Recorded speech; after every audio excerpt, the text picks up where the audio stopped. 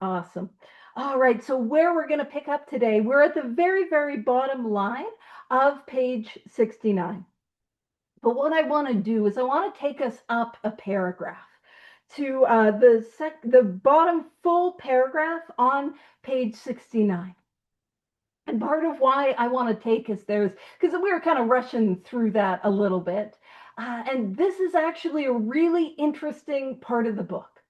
And we're in step 4 and we're just wrapping up sex conduct. Last week we spoke about how do we formulate the page, how do we move through the columns, what's the purpose of moving through the columns, what that looks like. Now, kicking off the very bottom full paragraph, page 69, it says, whatever our ideal turns out to be. So again, what the purpose of the sex inventory portion of the 4th step, what its purpose is a number of things. One, it's going to show me where I'm blocked up from God. Keep in mind, this is an area of a human being's life where we have the greatest capacity to hurt ourselves, to hurt others, to have guilt and to have shame and to be blocked from this power. So we got to have a look at it. In fact, anytime we show up at a meeting and it's like, oh no, that's the topic, we get a little uncomfy, we get a little awkward, we have the giggles. That's why we got to have a look at it. It will also give us some people with whom we owe an amends and with whom we need to clean things up. But also, one of the main points of why we're doing this, of course, it's to clear away the stuff inside of us that's blocking us off from God, but is to create a sane, sound sex ideal. And we do that through that 4th column. What should I have done instead? And here's my experience. I've helped a lot of human beings through a lot of inventory and helped a lot of people get these sex ideals. An ideal by itself has no power. There is no power in an ideal, but the power that we have is in God or a higher power or the creator or the spirit of the universe. That's where the power is.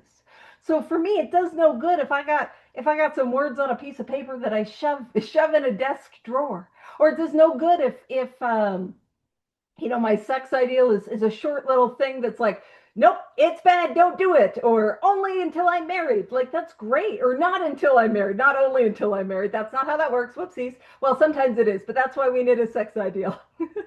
But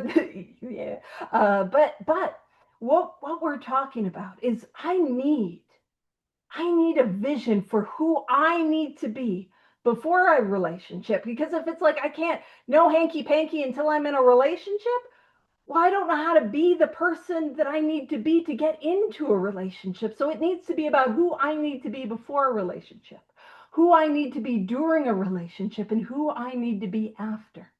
And it is meant to grow and change over time, because one of the things that I do is I do and I recommend and I help sponsees with this, where we develop this sex ideal through the columns. That's where it comes from. And I have them type it out as a prayer, and I make them a pretty little thing, visual thing for their sex ideal that nobody uses. But the purpose of it is that they can take that to prayer on a daily basis. God, I pray that you would be at the center of my life. I pray that I would be somebody that is emotionally, physically, and spiritually available to be in a relationship. And I ask that I would seek that in a partner. And it's meant, but we're going to live up to it. And the ideal that I have when I'm single, there will be some commonalities when we're in a relationship, but there are some things that will be different. And some of the things will be different when we're married, and then when we're married with kids, or if we're separated. It is meant to grow and change as we grow and change. So we have to be, so whatever our ideal turns out to be, we must be willing to grow toward it. And so, of course, there are tangible actions that we will take, but also I found it imperative to take it to prayer on a daily basis, to ask that power to work through me, to help me to be who clearly God needs me to be. And I also love taking it to meditation, to meditate with those things. And then this ideal stops being this stagnant, not useful piece of information that is just like left on somebody's file or left on their phone or whatever. It becomes a working part of our lives. And this is part of why this is such an interesting part of the book, because on page 69 at the bottom paragraph where we're at, this is a little microcosm for how to practice these principles in all our affairs. When we talk about the principles of the 12 steps, for me, they're not these nebulous concepts like hope or faith or integrity. What they are is the tangible actions of the 12 steps.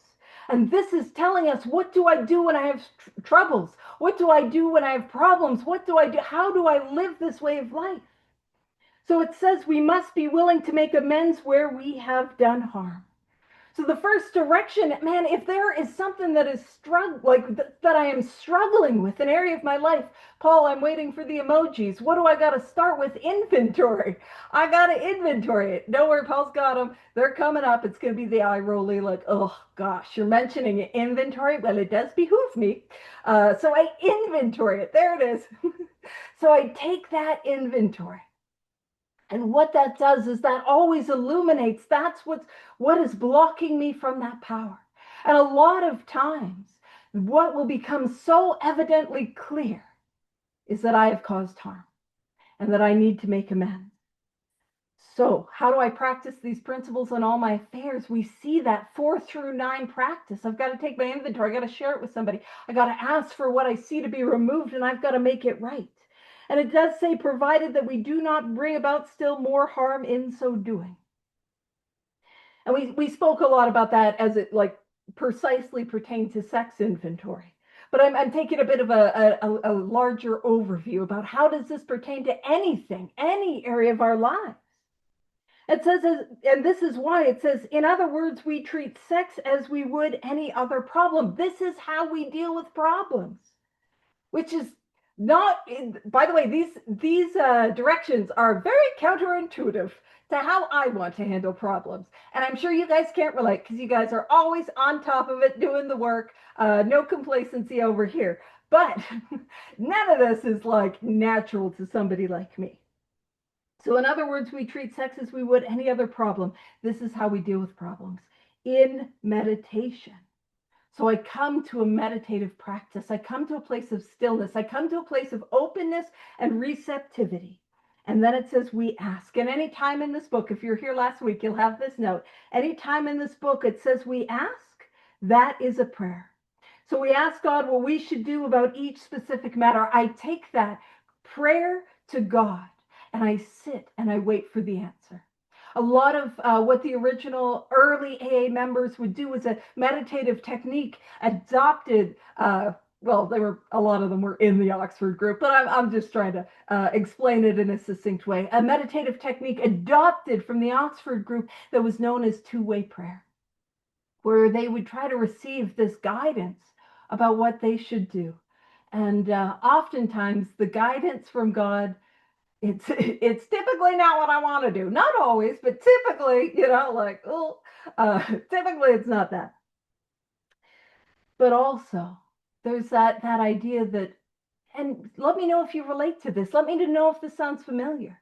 See, my head will be loud with ideas, and often my ideas are self-will. I got to do this. I got to manage this. I got to fix that. I got to be the director trying to run the whole show.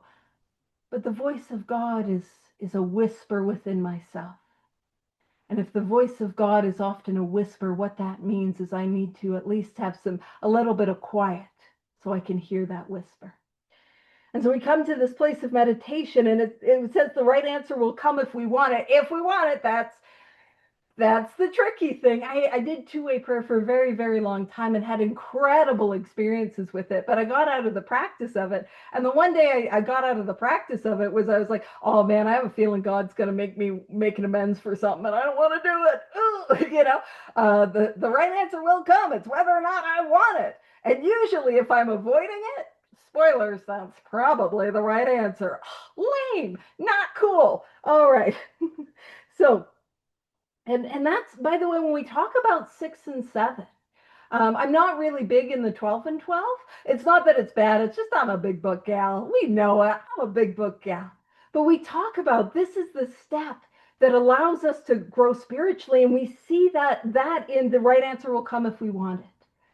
Step 6 is about my willingness to change, and 7 is about asking. So the right answers will come if I want it. So my willingness. So we see this a little microcosm for all 12 steps, just whoop, right there. It says God alone can judge our sex situation, which I know for some of us is like, whoo, that's relieving. Uh, but keep in mind, if you're married, your spouse might have a thing or two to say. But God alone, like, we're not here to judge. I'm not here to moralize. I'm not here to tell you what you got to do. But it does say counsel with other persons is often desirable. You see, we're going to talk about how in step 5, a solitary self-appraisal is insufficient. Me trying to look at me by myself is often not enough. I often need somebody else's lens on it. So it's often desirable to take what we've come up with, take what we find, take what has been revealed to us through inventory to another human being. And actually, the Oxford group, they had a set of principles called the 4 absolutes. And what they would do is if they received guidance, they would check the guidance that they received with these 4 absolutes. And the 4 absolutes were absolute love. So is this idea absolutely loving? Absolute honesty. Am I being absolutely honest? And then absolute unselfishness? Is that, or is it a little bit about me over here? And then absolute purity. And when we say purity, I know some of you guys are like, oh, no. Purity of motive. That's what we're talking about. You're like, oh, no. Yeah, purity of motive. And here's the thing is whether or not our sex ideal, or if we've done some two-way prayer and we've received some guidance from God, or we've had an intuitive thought, what I want to point out is whether or not it was God-given or not, if I take that idea and I line it up to the 4 absolutes, well, it's a better idea than if it doesn't line up. You know what I mean? It's likely going to go well if it's aligned. And it says, but we let God be the final judge. Ultimately, it is up to God. And that's the thing is when we're sponsoring others, working with others, I'm not trying to create a codependent relationship where I fix and manage their lives. My job as a sponsor is to take their hand and put it in God's hands. So God is the final judge.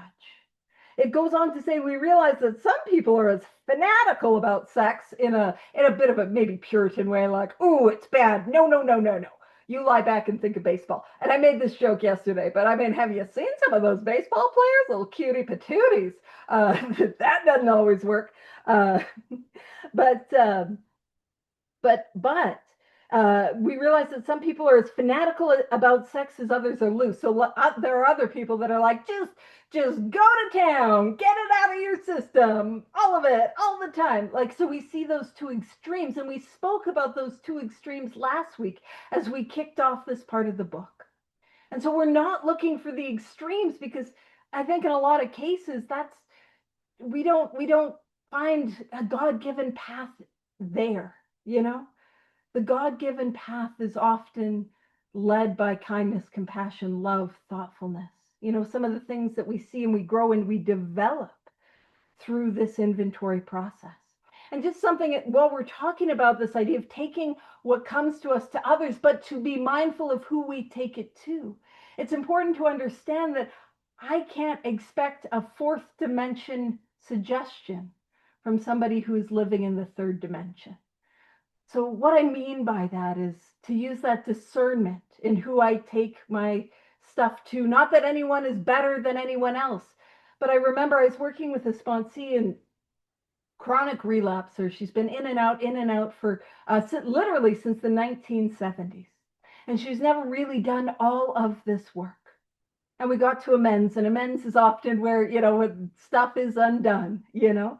And her son, who definitely isn't an alcoholic in recovery, but who might not even be an alcoholic.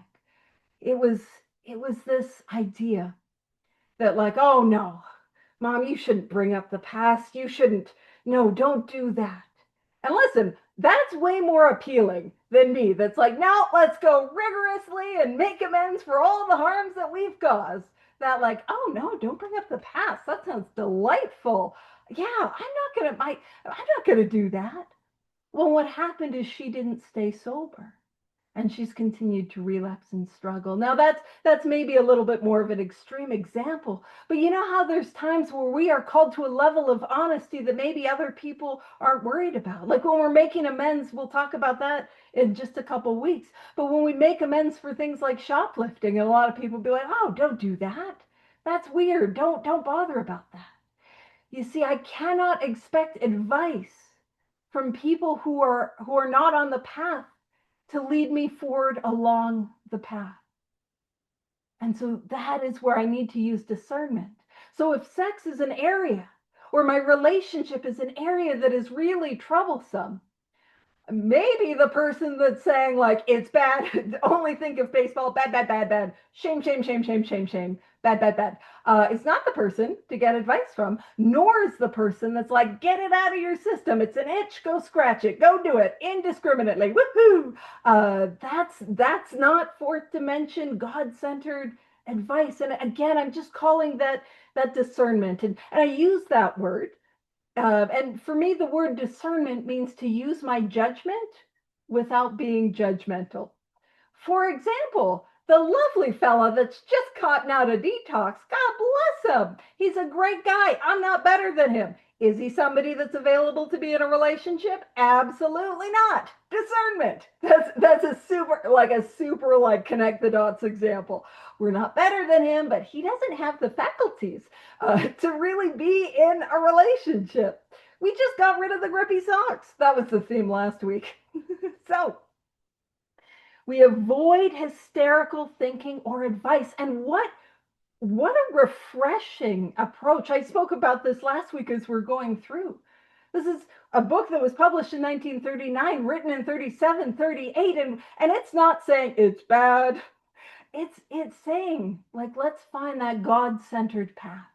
Let's find where God is calling me to be, where I'm not living in guilt, where I'm not living in shame, where I'm not causing harm to myself or others. What a beautiful direction. And so this is another example of, and I find these examples everywhere, the book meeting us where we are at. You see, I literally was speaking about this at Howard's meeting like 2 hours ago, uh, where it's like the book and the program and God, they do not expect me to be perfect. Sometimes I think I've got to be Little Miss Perfect, but you'll notice the book meets us where we're at. It meets us in the unwillingness. It meets us in the pain. It meets us in the imperfection. And it always, always gives me an action that I can take to get back on the path. It doesn't leave me there. It takes me where I need to go. And we see that again and again. By the way, spoilers, that's why we have a 10th step, because I'm not expected to be perfect. And then guess what? Guess what? Not only that, did we sprinkle in some directions in step 11 that allow me even more grace. It's called evening review. When I make mistakes, I'm not expected to be perfect. And this is the book meeting me in my imperfection, meeting me in my humanity, and giving me directions on where I need to go. So it says, suppose we fall short of the chosen ideal and stumble. So I make a mistake. I don't live up to that ideal. Does this mean we're going to get drunk? And that is a helpful fear. Now we have somebody here who's very new, and so I'm going to talk about this through the lens of step 1. It is important to understand that step 1 is not that I can never ever safely drink or use or engage in whatever addictive or compulsive behavior brings you to this all-inclusive study. That's not what step 1 is. The allergy of the body tells me that I cannot do that. The allergy of the body tells me that, man, I can never ever safely drink or use or engage in whatever behavior it is again. That is the allergy of the body, and that is true, but that is not step 1.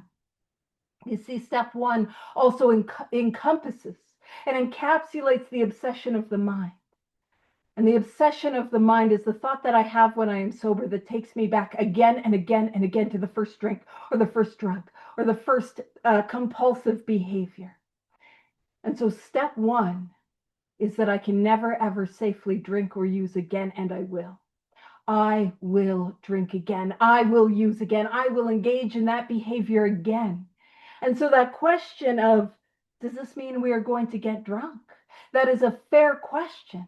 And to be fair, if we understand this illness as it's outlined in this book, and even from our own experience, I will drink again. I will use again. If I anything short of a spiritual awakening that I grow and deepen and develop, and I'm going to get loaded.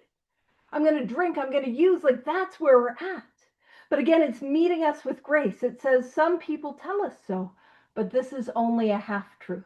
So there is an element of truth, and we're going to see where the element of truth is in if I continue to harm others with my sex conduct, I will drink. But also where the truth is that there is grace for somebody like me to be imperfect, to make mistakes, and to fall short. So it says, so this is the grace. If we are sorry for what we have done, so we're remorseful, we can see that it is out of line of what the ideal for us is. And man, sometimes the ideal is super obvious because we can tell when we're out of line. You know, we feel that sense of guilt. We feel that we're doing wrong. And I was talking about this at Howard's meeting. Like, guilt is the feeling that I have done wrong, and it is a helpful, useful emotion. Shame is the feeling that I am wrong.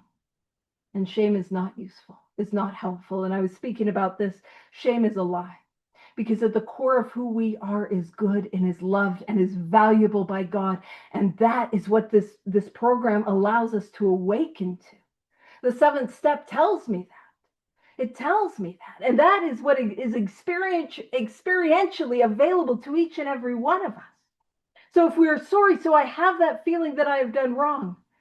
We're sorry for what we have done and have the honest desire to let God take us to better things. And it is God that does it. God does the heavy lifting. Now, if anyone's here has done the program like thoroughly and rigorously, you're like, are you sure? Because girl, my wrist was hurting from all that inventory. I got some carpal tunnel from that bad boy. Or that, like, do you know how many amends I was just making? I was knocking them off left and right. I was doing a couple of them a day. What do you mean God's doing the heavy lifting? We take the tangible actions of the 12 steps, and a change comes over us that could not, and I really mean this, could not have happened otherwise. Again, we're pointing to 6 and 7, but we see that 6 and 7 as it's aligned with what we're seeing here. This idea that God is going to remove from me, and my job is to be willing, and my job is to be open. And if I do that, God will take me where I need to go. God does the heavy lifting. I write the inventory. I share that inventory with someone. I spend the quiet hour. I ask for it to be removed. I make amends. I help others. And God changes me from the inside out in ways that I never thought possible. This whole thing is so much deeper than just sobriety. And if we're an alcoholic or we're an addict or we have this illness, however it manifests in your life, you know that to be true. Because sobriety is not a solution. In fact, every time I relapsed, I was sober. And if you're somebody like me, you know that it is painful to be sober and untreated. And my skin doesn't fit. There's an emptiness and a loneliness, and it is awful. So God changes us. Higher power, creator, spirit of the universe. So it says if we are sorry for what we have done and we have the honest desire to let God take us to better things, we believe we will be forgiven and we will have learned our lesson. And there's kind of that joke that, I'm just joking around, that people like me, I got a learning disability. You know, I am incapable on my own power of learning my lesson. You know, anyone come off a real bad bender and had a family member or a loved one be like, oh girl, I hope you learned your lesson. I don't learn my lesson. But that's the thing. If I am leaning into this work, this way of life, and this program is a way of life that we practice on a daily basis, I get to learn from my mistakes. I get to grow from my mistakes. And on page 124, it talks about how the worst things I have ever done get radically transformed. into my most valuable assets, into gifts, into blessings that I get to use to help another person. And that happens as I do this work. And I'm like, man, I am pulling from a whole bunch of places today. I'm a little scattered. My allergies have been so bad today, and I had a talk at 5:30. So, oh girl, I am all over the place. Thanks for joining on this little merry-go-round. Uh, so it says, and this is a warning. This is a warning. And I'll point something out. All warnings are technically promises. You know, it is a promise in this book. It's not one of the happy ones. We all love the ninth step. It's not that one. But it ties into our first step experience. So I will read the warning. If we are not sorry, so if I don't feel that guilt, if I don't feel that remorse, and our conduct continues to harm others, and I'm hurting other people, we are quite sure to drink. I will drink again. And it says we're not theorizing. This is not a philosophy. This is not an idea. It says we're not theorizing. These are facts out of our experience. Our experience is that if I continue to cause harm in this area of my life, I will drink again, which makes sense. Because the default state for an alcoholic or the default state for an addict is that I will relapse. That is the default state. And to stop a relapse, to prevent me from taking that first drink, that first drug, or that first compulsive behavior, the thing that will prevent me from that is a spiritual awakening. And anything less than that, and I will drink again. Anything less than that, and I will use again. And this is the area of our life, as I was saying, that has the greatest capacity to cause blockages between me and this power. So it makes sense that if this is an area where I'm hurting others, and listen, let's be real, if I'm not sorry, I'm not writing inventory. If I'm not sorry, I'm not making amends. If I'm not sorry, I'm continuing to do it again and again and again. And we will drink again and again and again. And that is not a theory, that is a fact. And we also know that. So many of us either know that from firsthand experience, or we know that being around the rooms and seeing that. It can be that person who goes from relationship to relationship to relationship. Because I need that other person to give me a sense of value and worth, and it's never enough. And if I've made you God, there's no space for God to work in my life. And as much as I love you, you are not a sufficient God. Nothing less than God will satisfy me.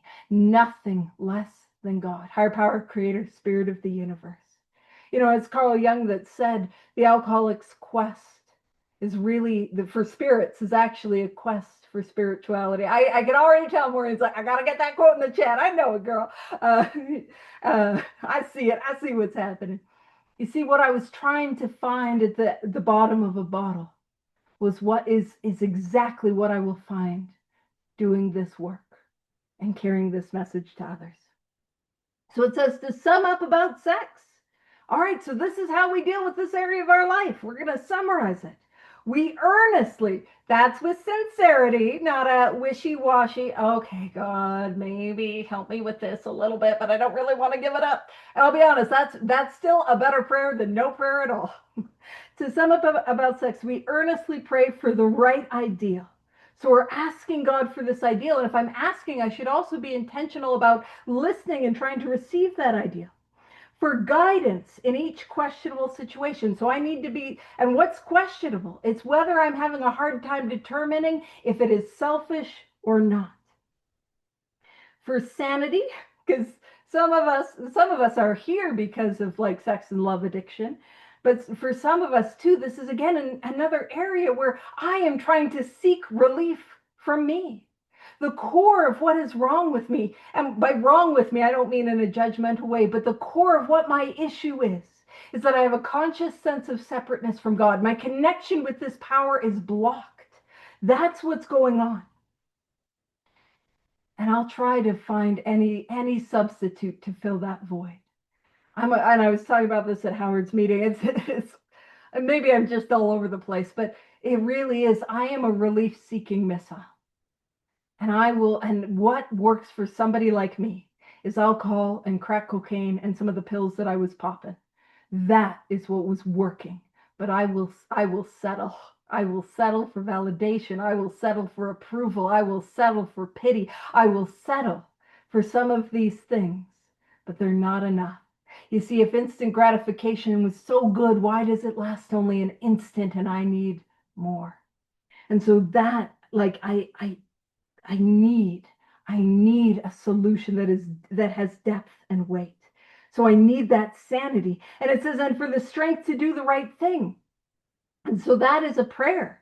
And you can make a note that that's a prayer. For those that are doing highlighting in pink or whatever, you can highlight in pink. Where it's like, God, I pray for the right ideal. I pray for guidance in each questionable situation, for strength and the sanity to do the right thing. I can take that and turn it into a prayer because it is a prayer, and I can work with that and I can move with that, and I do. It goes on to say, if sex is very troublesome. Now, this is also helpful. So let's say we're reading this today and you're like, this isn't an area that's very troublesome. Amazing, wonderful. So happy for you. I'm not being facetious. But there are probably other areas that are very troublesome.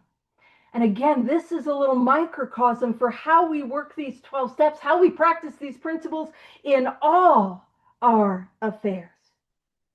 So if sex is very troublesome, here's the direction. Here's what we do. We throw ourselves the harder into helping others. Go work with others. And actually, I remember there was a gentleman in my local fellowship, and he had a bit of a penchant for going after newcomer women, blondes in particular. And I was talking about that with somebody. It's like, man, what should we do? And the gentleman that I was talking to, he quoted this line. He's like, if sex is troublesome, you should throw yourself the harder into helping others. I'm like, yeah, but maybe not those gals. Maybe it should be the guys. Because listen, we are people. I'm not saying you guys. You guys would never justify or rationalize, but I know that there are some people who do. So I wanted to make it real clear. If sex is very troublesome, that's not who we're helping. We're going to focus on different people. So, if sex is very troublesome, we throw ourselves the harder into helping others. We think of their needs and work for them. And we can do that in all areas of our life, but the main area that we get to think of the needs of others and work for them is in sponsorship. And if I am struggling, and if I've got like a defect or a manifestation, or very literally it's sex that I am struggling with, or a codependency, or my relationship that I'm struggling with, the most powerful thing that I can do is go help another human being. Go help somebody else. Go carry this message. Again, that is what helps. And we see that. This is not a lonesome idea. We emphasize in step 12, the 12th step kicks off with promises that nothing will so much ensure immunity from drinking, immunity from relapse as intensive work with others. Intensive. I always want to ask myself, is it intensive? If I'm not a little inconvenienced, it's probably not intensive. I'm not saying you got to go crazy. I'm just saying I got to be a little inconvenienced because I don't know what's good for me. I got to be inconvenienced a little. But also we see that parallels with the 10th step. In step 10, the directions that we are given is to watch, to pray, to discuss, and then to turn.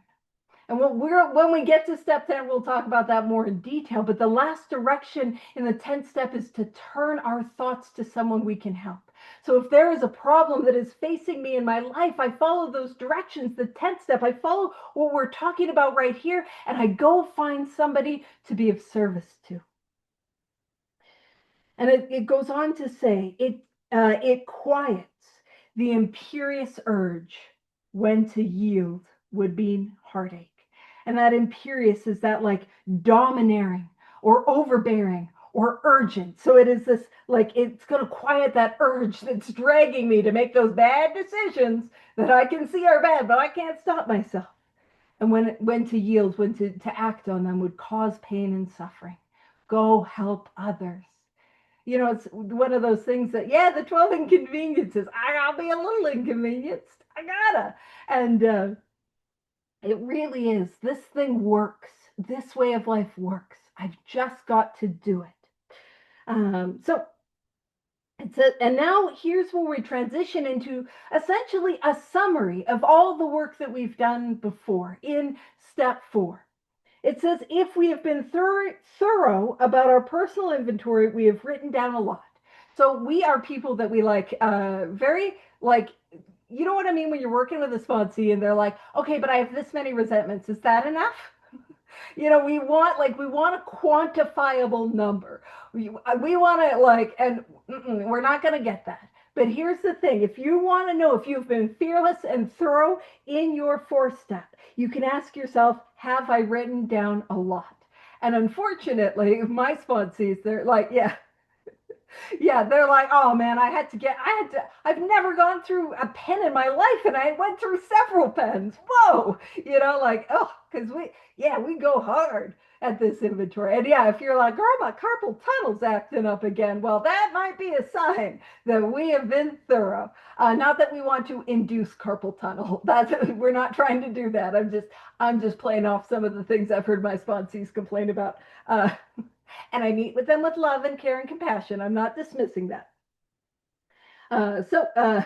So we can ask ourselves, have I written down a lot? And then this again, if this is holding up my experience. So I do a big book study on Fridays with Terry. It's the Lunacy Commission. Pew pew. And Terry talks a lot about how this is a book of mirrors. I think he stole it from Babe, and Babe is just the best. But if this is a book of mirrors, what I am called to do is I'm called to hold my experience up to this book. Is this my experience? And I'm called to do that in step 1, but I'm just as much called to do this here and now. So I hold up my experience to this light. Have I written down a lot? And then it says we have listed and analyzed our resentments. Check, right? At this point, we should have listed them. We should have analyzed them. We should have gotten them through the 4 columns. Yes, check. And it says, we have begun to comprehend, which is to say, understand their futility and their fatality. To be futile is it's pointless and it's meaningless. And to be fatal is that it will kill us. Resentments block us off from that power, block us off from that light. And so we can ask ourselves, have I done this? Have I begun to see how futile and how fatal these resentments truly are? It's really pointing out, have we been real thorough in that 4th column? And I can hold my experience up to that light. We have commenced, which again is to begin to see their terrible destructiveness. Have I seen how destructive these resentments are in my life and the life of those around me? I can hold that up. I can hold that my experience up to that light. We have begun to learn tolerance, patience, and goodwill to all men, even our enemies, for we look on them as sick people. Have we begun to do that? Have I begun to experience, not an intellectual learning, but have I begun to experience that heart level experience of tolerance, patience, and goodwill to all men, even our enemies? Have I had that experience? And by the time I'm done my resentments inventory, I should be able to grow in that. And we're not saying it, handling it perfectly, but growing that. Welcome, we're on page 70. And it goes on to say, we have begun to learn patience, tolerance, and goodwill toward all men, even our enemies, for we look on them as sick people. And we began to do that in the sick man prayer, the page 67 prayer, the resentment prayer. So-and-so is a sick person. How can I be helpful to them? God, save me from being angry. Thy will, not mine, be done. It kicks off that idea. Help me to show so-and-so the same pity, patience, and tolerance that I would cheerfully grant a sick friend. Then that person is a sick person. How can I be helpful to them? God, save me from being angry. Thy will, not mine, be done. And we begin to see that they're sick. Now, sick in 2025 sometimes has a little judgment attached to it, where it's like, oh, that's sick. You're gross. Ew. That's not what we're talking about. We're saying, when we say sick, we're talking about operating from pain, living from pain. Do I have that experience? where I'm able to see that the person who I am offended by, who wronged me, or the institution, or the principle, or the system, or the government, or the idea, or the ideology, that what is moving that is pain. Have I begun to get there? And that's where we get to go. It says, so we look on them as sick people with empathy and compassion. We have listed the people we have hurt by our conduct and are willing to straighten out the past if we can. Again, we're doing a checkbox like, have I done this? Have I done this? Have I done this? And what happens is in resentments, man, there is some spiritual jujitsu. We get bamboozled, let me tell you. Because I'm like, you're a jerk and you stink and you smell bad. That's from the previous meeting. I'm so sorry. I was a big smelly jerk. But we start, you're a jerk, and here's how you're big smelly jerk. And I write about how their jerky behavior affected me. But then I come to be like, oh, I was the jerk. And I was the jerk first. In fact, they wouldn't have even been the jerk if I had not set this jerky ball in motion. Sounds like turkey ball. I set it off. I'm the problem. So, more often than not, when we come to our resentments, we see where we owe amends. And here's my experience. If I'm thorough in that fourth column, if I'm thorough, then a lot of, not all of, but a lot of what I wrote can go perfectly right into the amends. And that's why I'm big on like doing being really thorough in the fourth column. And hold on, there's a quote.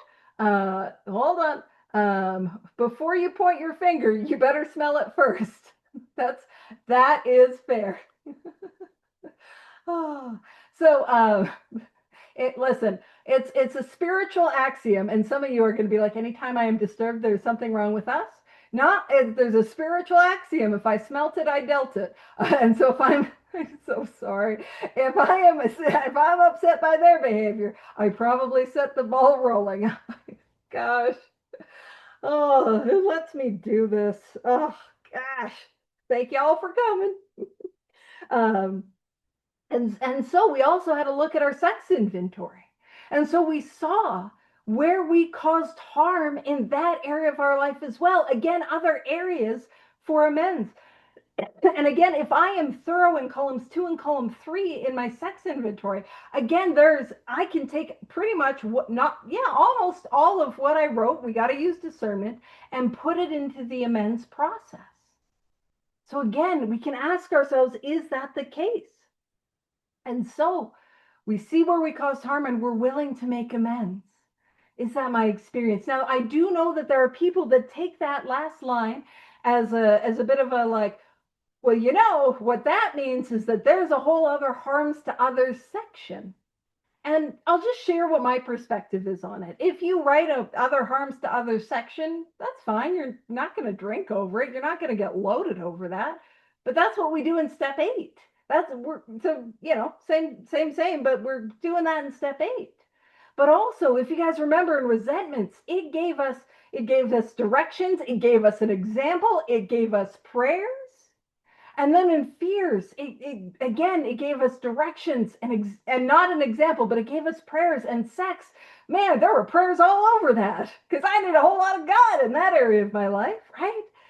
And so I kind of have the sense that if they had intended for there to be a whole other harms to others section, we would have had some of the directions and prayers. And the context of this paragraph seems to be, have I done this? Have I done this? Have I done this? But again, I want to emphasize, if you're like, oh no, how I do it is I do a harms to others section, wonderful. Wonderful. Like, that's okay. It's not wrong, but I don't know, I felt called to, so I'm pointing it out. It says in this book, you read again and again that faith did for us what we could not do for ourselves. And there's this theme throughout the book. There's many themes throughout the book, and some of y'all know that I like bouncing around those themes. But there's themes throughout this book and one of the themes is that faith without works is dead. And we see it again and again. And we're pointing to that right here. You read it again and again that faith did for us what we could not do for ourselves. So again, this idea that God, higher power, creator, the spirit of the universe, that is what is doing the heavy lifting. That is what is taking me from that place of hopelessness to that place of hope. But it will not happen if I don't have works.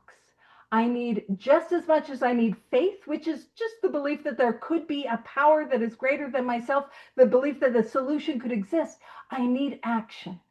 And so I will not be changed if I do not follow that up with action. So faith does for us what we could not do for ourselves. God does for us what we could not do for ourselves. And what could I never do for myself by the time I got here? Permanent, contented sobriety. Couldn't do that. Could not do that. That was completely out of reach, but so much more. And so often when we go through the steps or we go into meetings, like, man, I want to let's not sell this power short. Let's not sell this power short.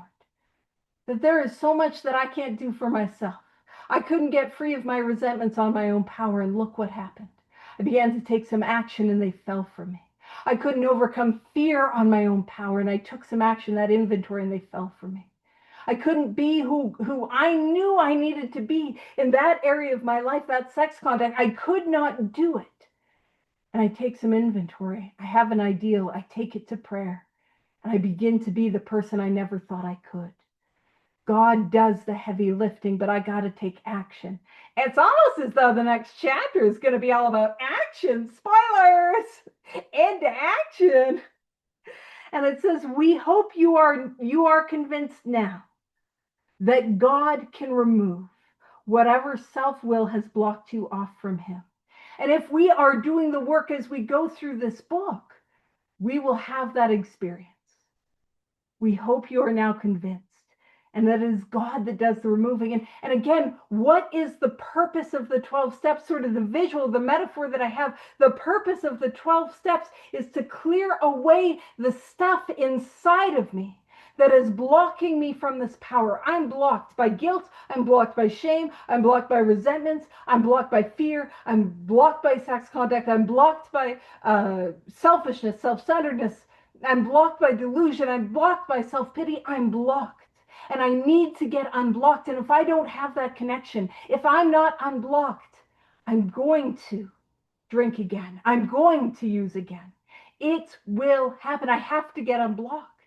And the purpose of steps 4 through 9 is to unblock, to clear away the stuff which is inside of me that is blocking me from this power. Now, by the way, steps 10, 11, 12 are what allows that channel to stay clear.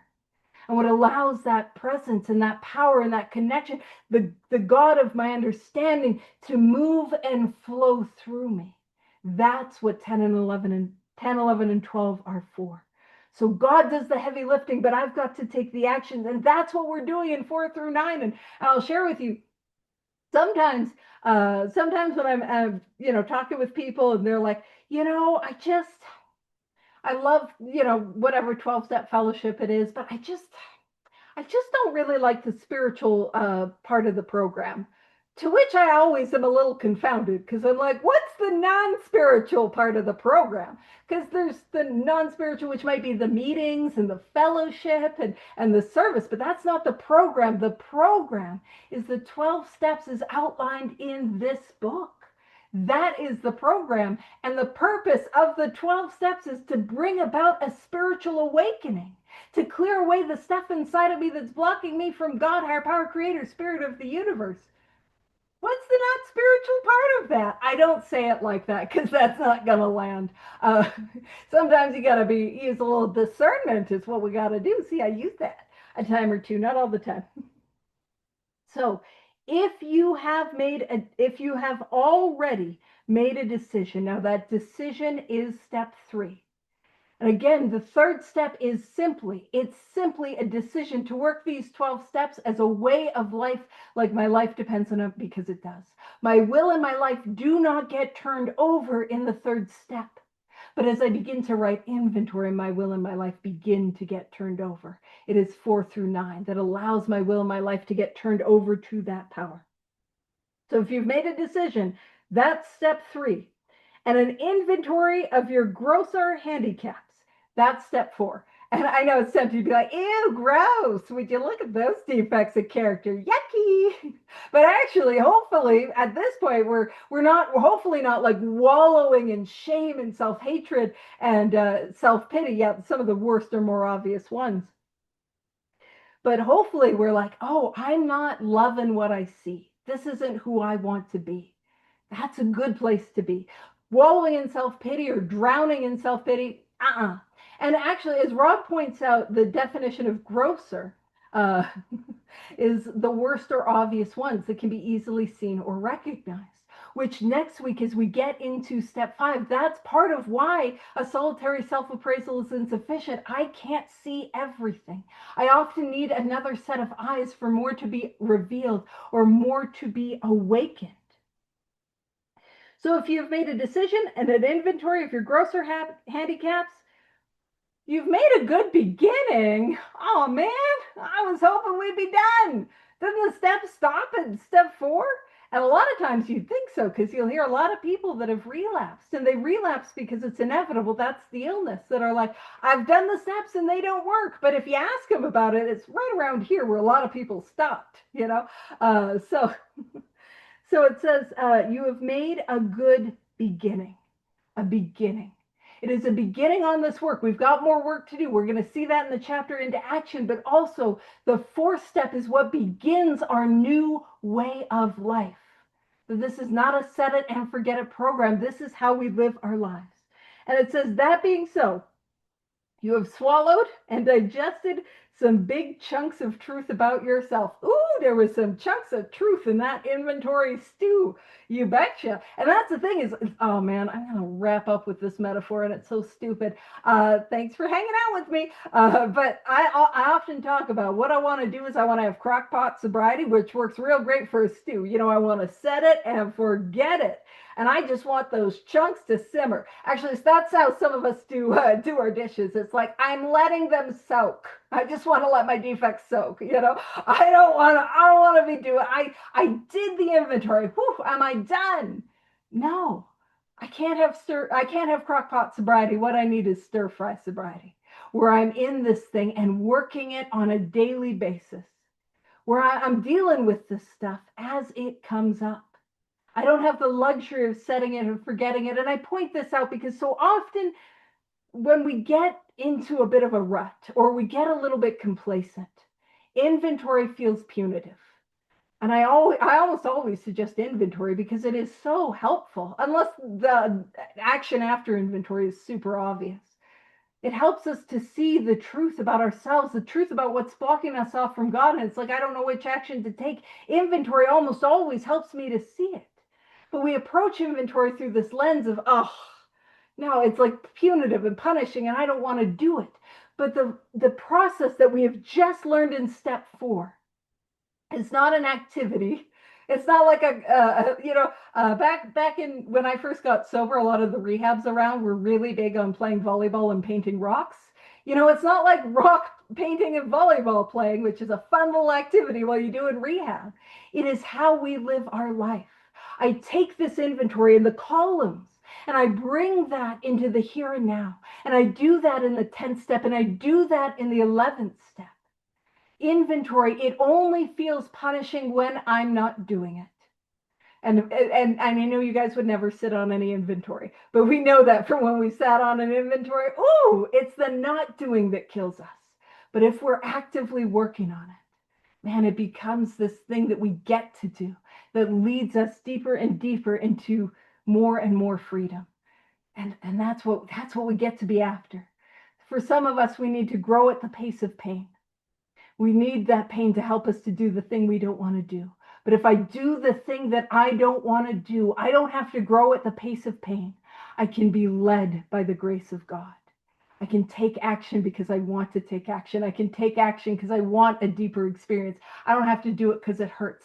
I can do it because I want to have more of what's available and on offer. I'm surprised I took us right to the hour. To be honest with you. Ooh, some tangents today. So thank you all for coming. I'll stop the recording. We'll wrap up. And next week, we're going to be into action. Woo! Doing some action. So thank you. Thank you for hanging out.